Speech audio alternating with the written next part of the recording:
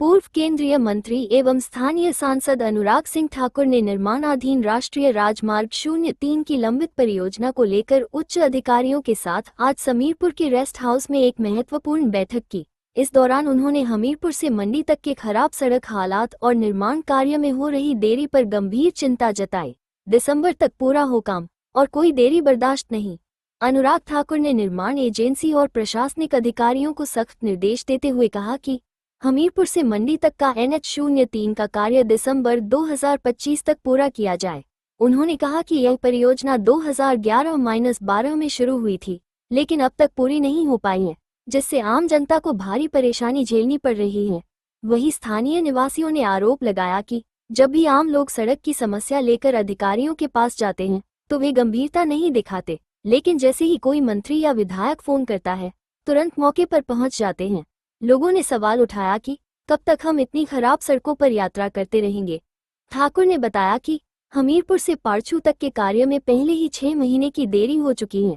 उन्होंने चिंता जताई कि सड़क की गुणवत्ता खराब है और कई स्थानों पर यह टूट चुकी है, जिससे दुर्घटनाओं का खतरा बढ़ गया है। इस बैठक में प्रोजेक्ट डायरेक्टर रोमी धनकर सहित अन्य अधिकारी भी मौजूद रहे। अनुराग ठाकुर ने कहा कि सरकार का फोकस जनता की सुविधा पर है और NH03 का निर्माण प्राथमिकता पर पूरा किया जाएगा। अब देखना होगा कि उनके निर्देशों के बाद अधिकारी कितनी गंभीरता से इस मामले को लेते हैं और क्या दिसंबर तक हमीरपुर मंडी मार्ग पूरी तरह तैयार हो पाता है। हमीरपुर धर्मपुर मंडी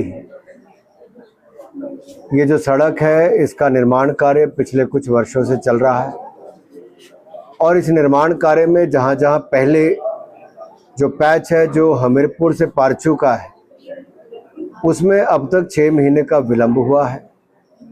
कामकाज में कुछ खामियां पाई गई हैं और जिसके कारण लोगों को परेशानी भी हुई। उन विषयों को लेकर आज मैंने बैठक NH के अधिकारियों को, प्रोजेक्ट डायरेक्टर और जो कंपनी के प्रोजेक्ट मैनेजर्स और संबंधित अधिकारी हैं उनको बुलाई थी और उनको निर्देश दिए हैं कि इसको दिसंबर 2025 से पहले पूरा करना है, जो पारछू तक का काम है।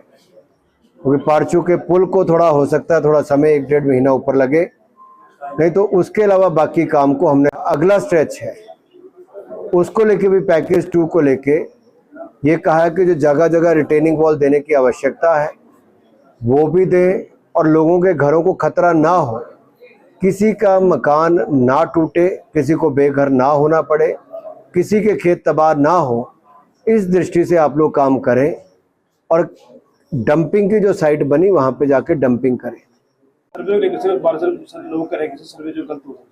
किसी देखिए, इसका जो शुरुआत थी वो लगभग 2011-12 में उस समय जो किया गया और 2022 में जब इसकी मंजूरी हुई लगभग 10 साल बाद, तो उस समय आबादी बहुत बढ़ गई। कई जगह पानी की पाइपें, कई जगह ऑप्टिकल फाइबर, कई नए घर बन गए, जिसके कारण जो 11-12 मीटर की इसकी विड्थ थी अब उतना ही स्कोप इनके पास बचा।